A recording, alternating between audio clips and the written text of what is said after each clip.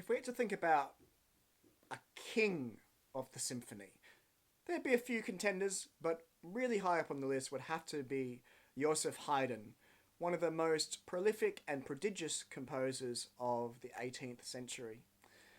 And Haydn was a real symphonic king. He wrote 104 of them. I mean, that's huge. And most of them he wrote under the auspices and under the patronage of the Esterhazy family, who were a noble family, a very rich and noble family in the Austro-Hungarian Empire.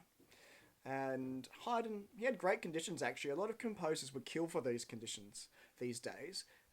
Haydn lived at court. He got a regular and quite a generous salary. And he had his own orchestra. I mean, he had an orchestra. He could compose as many pieces as he wanted for, all for the pleasure of Prince Nicholas Esterhazy, his boss. The piece we're going to hear is the Adagio, the very last bit, the Adagio of his 45th symphony, the Farewell Symphony. Why is it called the Farewell Symphony, you might ask? Well, there is a very humorous little story about that. So the Esterhazys had two main digs, two main palaces. There was their home in Eisenstadt, which is where most of the musicians, well, all the musicians and their families lived. And then they had the summer palace in this huge palatial estate in Esterhazy. In any case, it was nearing the end of a summer season there, and the musicians had been there for many weeks, indeed many months, and they were all ready to go when the prince decided he wanted to stick around a bit longer. Now, the musicians of the orchestra all came to complain to Haydn. And what did he do? He devised an ingenious musical response to this.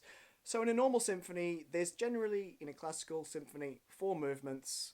Normally a fast first movement, a slow second movement, a dance-like third movement, and then another, perhaps even faster fourth movement.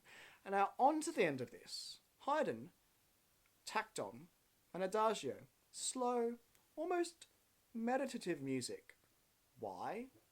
Well, it's not called the Farewell Symphony for nothing, because Haydn wrote it into his parts as this adagio, this unexpected adagio, progressed, that each player would pick up his stand, his music, and his instrument, and leave the stage until the very end, when there's just Haydn and the concertmaster playing together.